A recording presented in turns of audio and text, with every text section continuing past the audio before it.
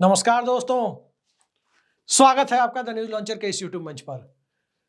दोस्तों, बिहार के मुख्यमंत्री नीतीश कुमार कौन सी राजनीति कर रहे हैं और किस प्रकार से बिहार की राजनीति में हलचल बढ़ती जा रही है, उसको लेकर एक तरफ तो दिल्ली में एनडीए कैंप के अंदर घबराहट का माहौल है, वहीं दूसरी तरफ पटना में नीतीश सबके हैं। यह बात नीतीश कुमार के विधायक डॉक्टर संजीव तो कह रहे हैं, लेकिन नीतीश किसके साथ है, यह सवाल और इस सवाल का जवाब सिर्फ और सिर्फ नीतीश कुमार दे सकते हैं।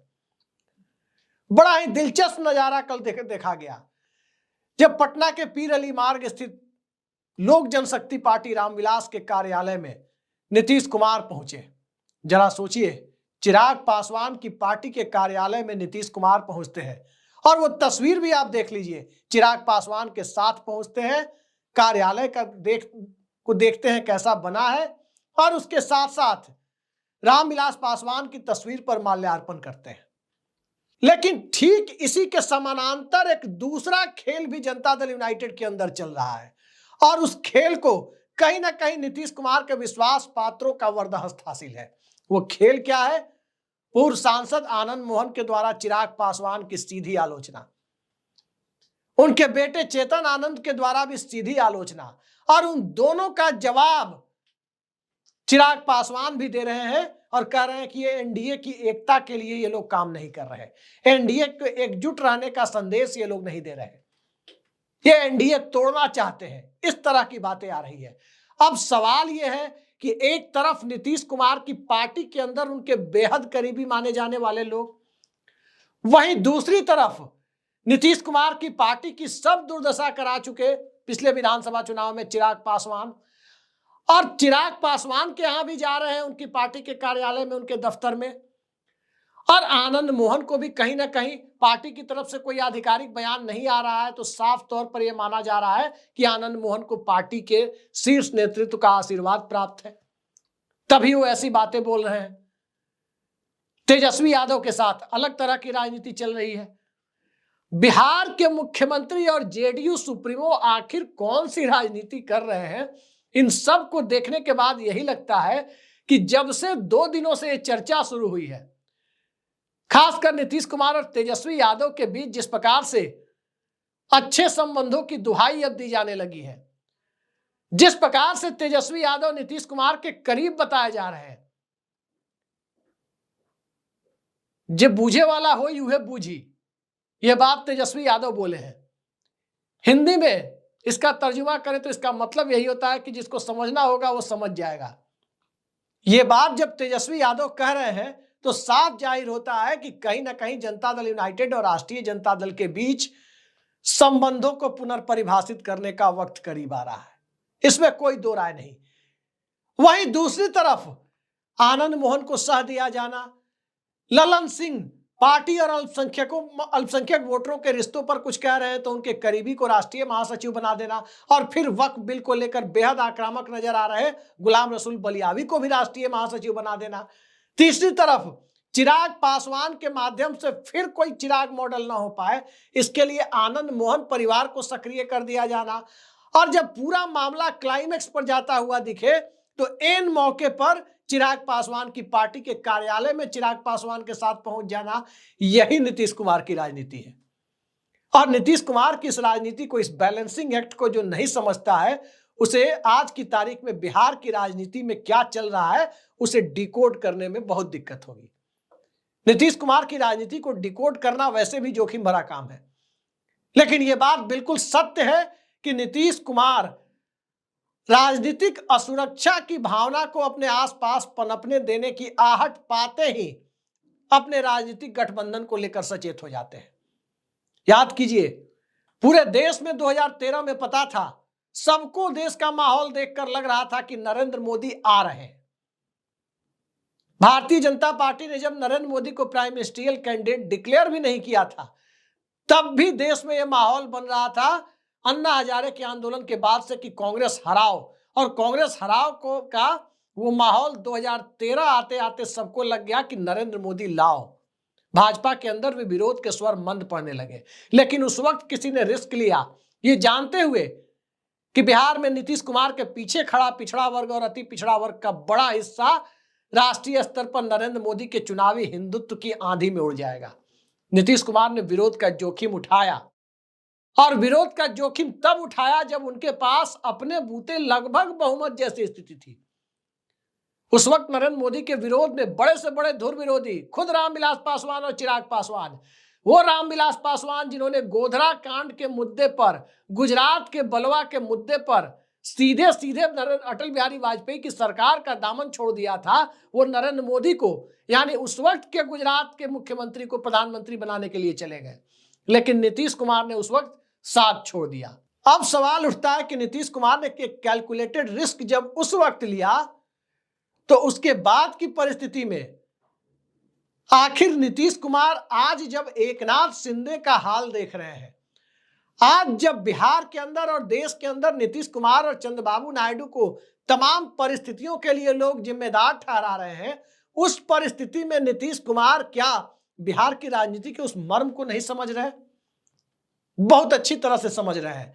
बैलेंसिंग एक्ट नीतीश कुमार की राजनीति में जो दिखता है, उस बैलेंसिंग एक्ट के पीछे हमेशा खेल होता है। याद कीजिए बैलेंसिंग एक्ट कैसे नीतीश कुमार करते हैं। मैंने आपको वो बताया कि किस तरह से 2013 में 17 जून को अचानक भारतीय जनता पार्टी से संबंध विच्छेद कर लिया था नीतीश कुमार ने। और वो दौर भी याद कीजिए 2017 का, जब राष्ट्रीय जनता दल का और कांग्रेस का दामन छोड़ना था। पटना के कार्यक्रम में, एक पेंटिंग के कार्यक्रम में कमल की आकृति में रंग भरने लगे थे, और उसके कुछ महीनों बाद आपने देखा कि बिहार में खेल हो गया। अब उसके बाद की परिस्थितियों को भी देखिए। तेजस्वी यादव के साथ घंटे भर की मुलाकात की खबरें चारों तरफ थी कि तेजस्वी सीएम हाउस गए। खबरें वो भी आई, एक तरफ तेजस्वी सीएम हाउस जा रहे थे, वहीं लखनऊ में योगी आदित्यनाथ के शपथ ग्रहण कार्यक्रम में 2022 में ही नीतीश कुमार नरेंद्र मोदी के सामने उनका अभिवादन करते हुए 90 डिग्री पर झुके हुए नजर आ रहे थे। लोगों ने कहा कि नहीं, ऐसा कुछ नहीं है, जो आदमी इतना नरेंद्र मोदी के सामने झुका हुआ दिख रहा है वो भला कैसे साथ छोड़ेगा। लेकिन लोगों ने देखा कि साथ छोड़ दिया। 2024 में, 2023 में भी जब नीतीश कुमार ये कह रहे थे कि मर जाना कबूल है, लेकिन उनके साथ जाना यानी बीजेपी के साथ जाना मंजूर नहीं है, उस वक्त नीतीश कुमार मोतिहारी में केंद्रीय विश्वविद्यालय के, महात्मा गांधी केंद्रीय विश्वविद्यालय के कार्यक्रम में राष्ट्रपति द्रौपदी मुर्मू की उपस्थिति में भाजपा नेताओं की तरफ इशारा कर रहे थे कि अरे आपके साथ जो हमारा संबंध है वो कभी टूटेगा थोड़े ना। संकेत तो वो देते रहते हैं। और अब की परिस्थिति में साफ साफ दिख रहा है कि नीतीश कुमार और तेजस्वी यादव के बीच भाई समान दोस्त के बेटे के प्रति जो प्यार गुस्से में भी विधानसभा में उमड़ा था, अब वो बिना गुस्से के उमड़ रहा है। वो गुस्सा तब था जब तेजस्वी यादव नेता प्रतिपक्ष की भूमिका में संभावित मुख्यमंत्री बनने से चंद कदम दूर रह गए थे, और तब उनके अंदर जो आक्रामकता थी, उस आक्रामकता की स्वाभाविक प्रतिक्रिया में गुस्से के साथ साथ भाई समान दोस्त वाला स्टेटमेंट भी था। आज की तारीख में तेजस्वी यादव 2 बार के उप मुख्यमंत्री, 2 बार के नेता प्रतिपक्ष, सब कुछ है। और उप मुख्यमंत्री भी वो नीतीश कुमार के अधीन ही बने, नेता प्रतिपक्ष भी नीतीश कुमार के अधीन बने, उनके कार्यकाल में बने, उनके सामने बने। तो अब जब बिहार की परिस्थिति एक ऐसी दिशा में जा रही है जहां नीतीश कुमार को ही तय करना है कि करना क्या है, भारतीय जनता पार्टी और राष्ट्रीय जनता दल ये तय करने की स्थिति में नहीं है कि करना क्या है, उस परिस्थिति में चिराग पासवान और उनकी पार्टी को अचानक पुचकारने की रणनीति, और दूसरी तरफ जनता दल यूनाइटेड की तरफ से, उन्हीं की पार्टी की तरफ से चिराग पासवान पर लगातार राजनीतिक हमले करवाते रहना, इस रणनीति को देखकर कोई भी समझ सकता है कि भारतीय जनता पार्टी पर सीधे ना बोलकर, नरेंद्र मोदी पर सीधे ना बोलकर, नरेंद्र मोदी के हनुमान के ऊपर एक साथ दोनों रणनीति को चलाते हुए पूरी सियासत को अलग तरीके से नीतीश कुमार परिभाषित कर रहे हैं। इस खेल में तेजस्वी यादव के प्रति आक्रामकता नहीं दिखाई जा रही है। बिहार विधानसभा में राजद के लोगों ने जब आक्रामकता दिखाई, कल जो आक्रामकता दिखाई, उसमें नेतृत्व कौन कर रहा था? भाई वीरेंद्र कर रहे थे। ध्यान दीजिए, भाई वीरेंद्र राजद के वो विधायक हैं जो बार बार ये कहते रहते हैं कि नीतीश कुमार जल्द आ जाएंगे उनके साथ। भाई वीरेंद्र ही वो विधायक थे जिन्होंने जनवरी 2023 में जो बिहार में विपक्ष परिवर्तन हुआ, जनवरी 2024 में, उसके तकरीबन महीने भर पहले कह दिया था कि नीतीश कुमार तो जाएंगे क्या, वो चले गए हैं। लेकिन भाई वीरेंद्र को ही सामने रखकर सरकार के ऊपर सीधे सीधे विधानसभा में विपक्ष अपना आक्रामक रवैया प्रदर्शित कर रहा था, तो साफ जाहिर हो रहा था कि अंदर खाने जो खेल चल रहा है, अगर भाई वीरेंद्र ही फिर से बयान देने लगे कि नीतीश कुमार आ रहे हैं, तो कहीं ईडी की गतिविधियां न तेज हो जाए, कहीं वही खेल शुरू ना हो जाए जो मई 2022 में तब होने लगा जब चर्चा चल रही थी कि नीतीश कुमार अब बीजेपी को भगाए गठबंधन से, तब भगाए। तब भोला यादव की गिरफ्तारी हुई थी, लालू यादव के बेहद खास, ईडी ने तब उन्हें गिरफ्तार किया था। तो इस संभावना को नकारने के लिए पटना के राजनीतिक गलियारों में चर्चा है कि इस बार कोई ऐसा संकेत खेला होने के पहले नहीं दिया जाएगा कि भोला यादव की गिरफ्तारी जैसी घटना, यानी ईडी की गतिविधियां अचानक से तेज हो जाए। नीतीश कुमार जब पाला बदलते हैं, पाला वैसे वो बदलते नहीं है, पाला तो खैर भाजपा और राजद ही बदलते हैं, वो तो फिक्स है, वो कह भी रहे हैं कि वो कहीं नहीं जाने वाले हैं, जहां है वही है। तो जब बिहार में नीतीश कुमार विपक्ष परिवर्तन कराते हैं, उसके ज्यादा पहले तो नहीं, लेकिन 3-4 दिन पहले से झलक मिलने लगती है। इस बार की कवायद यही दिख रही है कि इस बार वो 3-4 दिन पहले वाली झलक नहीं दिखानी है। तो झलक कैसे नहीं दिखेगी? जब चिराग पासवान के ऊपर जदयू की तरफ से राजनीतिक हमला भी किया जाएगा और चिराग पासवान के कार्यालय में भी नीतीश कुमार पहुंचेंगे। झलक कैसे नहीं दिखेगी? जब नीतीश कुमार को लगातार अपने पाले में लाने की मुनादी करने वाले भाई वीरेंद्र नीतीश कुमार के खिलाफ प्रदर्शन करेंगे विधानसभा में, उनकी सरकार के खिलाफ विपक्ष का नेतृत्व करते हुए, हंगामे का नेतृत्व करते हुए दिखाई देंगे। ये पूरी कवायद जो चल रही है, इस पूरी कवायद को एक छोटी सी घटना से मैं आपको जोड़ के दिखाना चाहता हूं, तब आपको समझ में आएगा कि नीतीश कुमार कौन से राजनेता है। भारत ने 1981-82 से लेकर 1994-95 तक कई बार परमाणु परीक्षण की कोशिश की, लेकिन बार बार खबर लीक हो जाती थी। उसके बाद इंडिया ने रणनीति बदल ली थी। रणनीति क्या थी? रोज पोखरण में गड्ढा खोदने, मिट्टी भरने का खेल चलता था। अब अमेरिका की खुफिया एजेंसियों के लोग भी थक गए कि अरे विस्फोट वगैरह नहीं करेंगे, परमाणु परीक्षण नहीं करेंगे, ऐसे ही गड्ढा खोदते भरते रहते हैं, यही इनका काम है जो कई साल से चल रहा है।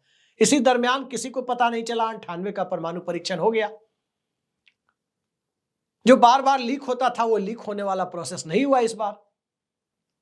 वही नीतीश कुमार की राजनीति में दिखाई देता है कि बार बार 2-3 दिन पहले से पता चल जाता है कि नीतीश कुमार कुछ करने वाले हैं। दिल्ली से गोदी मीडिया के तमाम अलग अलग पत्रकार अपना माइक, अपना कैमरा, अपना भोंपू लेकर पटना पहुंच जाते हैं, और कुछ तो ऐसे हैं जिनके खिलाफ पटना में लोग उनके सरनेम को बदलकर हाय हाय का नारा भी लगा देते हैं।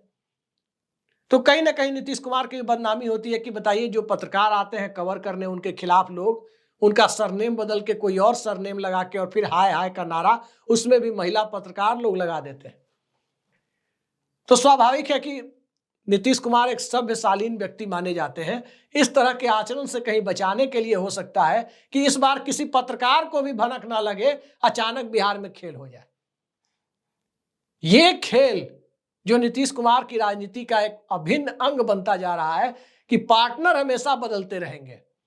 तो पार्टनर हमेशा जब बदलते रहेंगे तो उस परिस्थिति में बिहार की सियासत में सेकुलर और कम्युनल, एक तरफ भ्रष्टाचार, एक तरफ सांप्रदायिकता, इन दोनों के बीच चरम संतुलन बनाने की स्थिति में नीतीश कुमार अब कितने बड़े बैलेंसिंग एक्ट की भूमिका निभाने वाले छत्रप के तौर पर देखे जाएंगे, इसी का लिटमस टेस्ट होने वाला है।